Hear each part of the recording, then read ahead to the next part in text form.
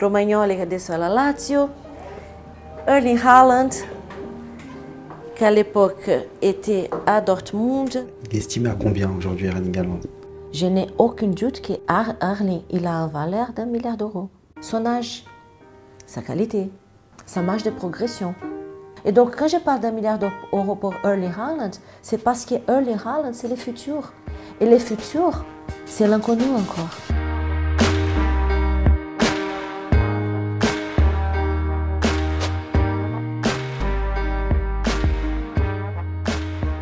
Rafaela Pimenta, merci beaucoup pour votre temps.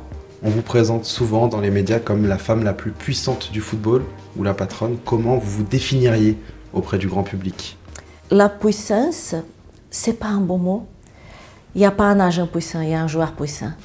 Si le joueur est puissant, si le joueur est fort, l'agent peut-être a la possibilité de s'exprimer d'une façon qui va donner au joueur la position qu'il mérite. Mais ça ne vient pas de nous, ça vient de nos clients. Quel est votre rôle précisément dans l'agence? Qu'est-ce que vous faites précisément? Les footballeurs, il est devenu un athlète. C'est toute notre chose. Avant, quand les joueurs il allait au club, il faisait son travail à 100%, il allait à la maison se reposer. Aujourd'hui, les joueurs, le développement de sa côté athlétique, elle va au-delà du club. Il y a ce qu'il fait au club, mais il y a ce qu'il fait à la maison. Peut-être il aura un kiné qui vient le voir.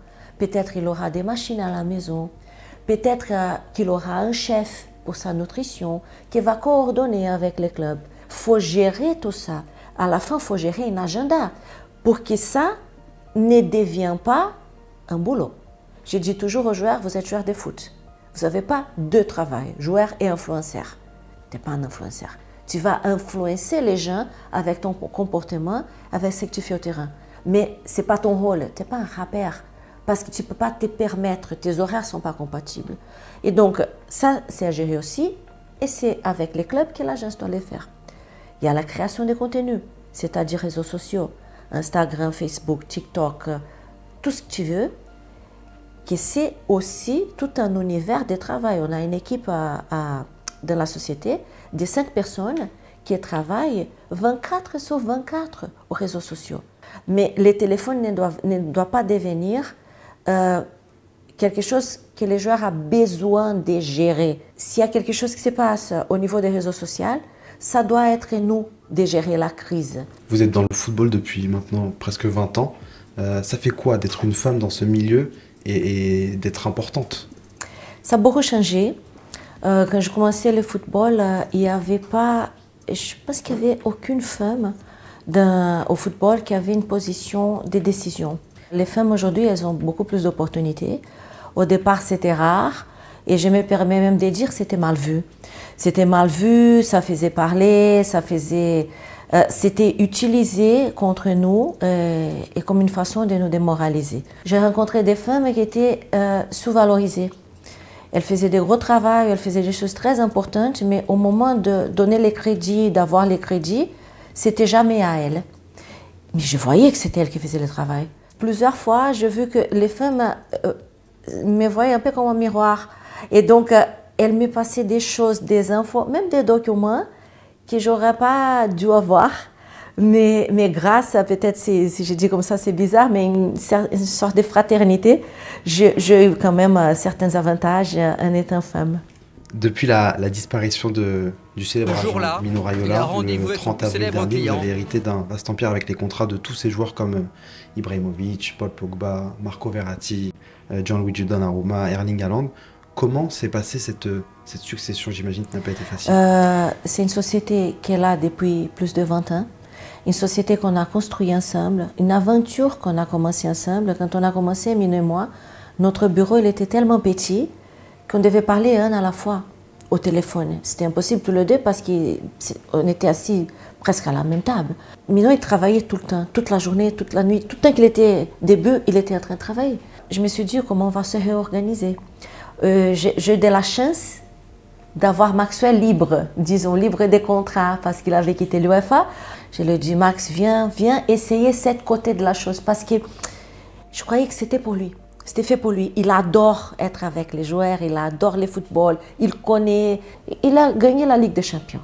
Il a joué dans les plus beaux clubs du monde. Il a travaillé dans des meilleurs clubs du monde. Il était chez l'UEFA. Qu'est-ce qu'il fait là? Il trouve cette énergie. Et c'est ça, on est à la recherche de ça. Et on a besoin de ça. Bon, là, là c'est notre entrée, notre couloir. On a Denzel Dumfries ici, qui est à l'Inter. On a Donnarumma, on a Malen, qui aujourd'hui est au Dortmund, mais on aime bien ses maillots aussi. On a Xavi Simons, à l'époque des PSG. Les maillots de Maxwell, ça fait un moment aussi. Walter Benitez, qui était à Nice, qui aujourd'hui joue au PSV. La Barbara Bonassé à la Juve, notre première joueuse. On a Matthijs de Ligt, qui est au Bayern, mais qui était à la Juve à l'époque. On a Matuidi, qui ne joue plus, mais vous le connaissez bien avec l'équipe de France. On a Mkhitaryan, ça c'est l'époque de la Rome, mais aujourd'hui il est à l'Inter. Bien évidemment, on a Paul à Juventus, Manchester United. Depuis plus de 10 ans, il vous considère comme sa deuxième maman. Quel rôle vous avez auprès de lui? Pour moi, on a vraiment un rapport très spécial. On est d'accord, on se bat, on se dispute, on s'aime beaucoup, on s'adore. Il me manquait pas. Il y a de tout parce qu'on a un vrai rapport. Moi, quand je commence les rapports avec les jeunes joueurs, je demande toujours c'est quoi la motivation. Tu peux signer un contrat de millions et millions d'euros. Ah, c'est bien, je suis content, je signerai, c'est bien. Mais c'est que j'ai vécu quand Paul a gagné la Coupe du Monde, qu'il y avait la célébration juste après avec l'équipe de France, on n'arrive pas à dormir. L'adrénaline, l'émotion, elle va jusqu'au l'autre jour et des jours après. Vous suivez également les intérêts de plusieurs joueurs français, comme Alphonse Areola, Matuidi par le passé, Khéphren Thuram. Le marché français est important pour vous? Très important. Le marché français est très important. Le championnat français devient de plus en plus un championnat où plusieurs équipes sont combatives. Les clubs de football en France font un travail sérieux. Notre rôle, c'est identifier où il y a la qualité pour pouvoir proposer d'une façon positive et intelligente les services de nos joueurs.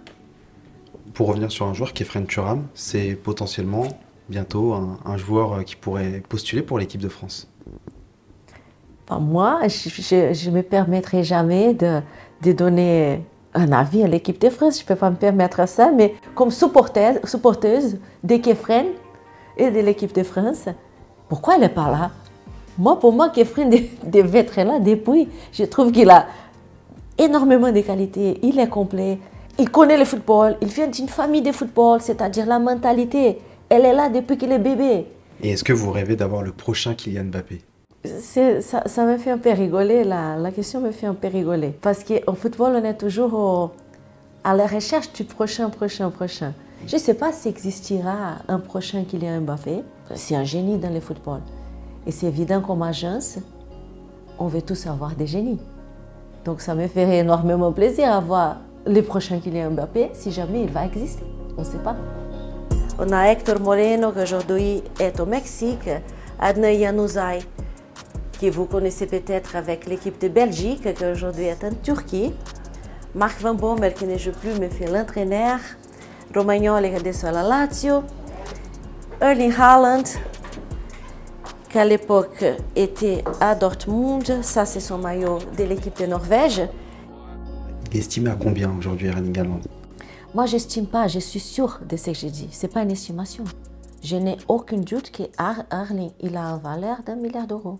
Et quelqu'un me dit, mais c'est ridicule, un club ne va pas payer un milliard. Son âge, sa qualité, sa marge de progression, la façon qu'il se comporte. Et donc, quand je parle d'1 milliard d'euros pour Erling Haaland, c'est parce que Erling Haaland, c'est le futur. Et le futur, c'est l'inconnu encore. Et ça va venir. Pour parler d'un autre joueur qui est sous vos ordres aussi, c'est Marco Verratti. Le 28 décembre dernier, il a prolongé avec Paris jusqu'en 2026. Comment vous expliquez cette si longue histoire d'amour qu'il a avec le PSG? Tu sais, j'étais au PSG les jours que Marco a signé. Sûrement, il ne se rappelle même pas que j'étais là. Il y avait des gens autour de lui, c'était partout. Bien sûr, c'était son transfert. C'était le moment de son transfert. Pescara avait fait une campagne étonnante, géniale en Italie. C'était vraiment, ça se parlait que de Pescara. Et Marco était les joueurs qui sortaient de cette campagne. C'est un gros joueur de foot. Mais les yeux, les regards, c'est les mêmes. Vous gérez aussi les intérêts d'un autre joueur qui est au Paris Saint-Germain, Gianluigi Donnarumma. Hier aussi, après la défaite face au Bayern, a subi encore beaucoup de critiques. Comment vous vivez ça aussi en tant que représentante aussi de Donnarumma? Nous, on parle d'un des meilleurs gardiens au monde. C'est normal que moi, je vais bien parler de Donnarumma. C'est attendu que je fais ça. Mais quand il gagne le titre des meilleurs joueurs de l'Euro, ce n'est pas les meilleurs gardiens de l'Euro, c'est les meilleurs joueurs de l'Euro. Ça, c'est vraiment un accomplissement. C'est bipolaire, la réaction parfois de la média par rapport à Donnarumma. C'est le meilleur du monde. Ah, il fait chier. Mais attendez, à un moment donné, ça suffit. Il y a un joueur aussi au Bayern Munich, Mazraoui, qui a fait une super Coupe du Monde. Pareil, c'est un joueur en devenir et sur lequel vous misez beaucoup pour la suite. Mazraoui, déjà sa campagne en Coupe du Monde, c'était top. Après, il n'a pas pu jouer tous les matchs, on sait pourquoi. Mais la campagne de l'équipe du Maroc, et lui inclus, a été quelque chose que je pense que nous tous, on l'a vécu avec beaucoup d'émotion. Parce que c'était l'inattendu. Et ça, c'est aussi la beauté du football et d'une Coupe du Monde. Non? Mazraoui, c'est quelqu'un qui est aussi dans une marche d'évolution. C'est pas évident passer de l'Ajax au Bayern. C'est un gros pas. Ce maillot m'attire l'attention. Xavi Simons à Paris. Il a parlé aujourd'hui en disant qu'il aura le dernier mot, du moins sur son avenir. Potentiellement, il y a une clause de rachat du PSG. Moi, je trouve que tous les joueurs ont les derniers mots dans leur avenir. Oui, Xavi Simons a les derniers mots, comme chaque joueur a les derniers mots. Parce que c'est les joueurs à la fin qui doivent dire oui ou non, je vais venir ou pas. Vous aimeriez le revoir à Paris? Pour moi, j'aimerais bien voir Xavi où il est heureux. Si c'est ça qui va le faire heureux, ça va me faire énormément plaisir. Pour finir cette interview, Raphaëlla, vous seriez capable de faire ce travail toute votre vie? Oui, parce qu'en fait, c'est le contraire. C'est travail à ma vie. Et donc, elles marchent ensemble. Tout marche ensemble. C'est un travail où tout est mélangé. Le personnel et les professionnels sont énormément mélangés de ce travail. Quelqu'un qui a envie de garder sa vie personnelle séparée des professionnels ne peut pas être agent des joueurs. C'est impossible. Donc, moi, ça va, c'est bien. Je rigole. Super, merci beaucoup. Merci à toi. Merci. Merci.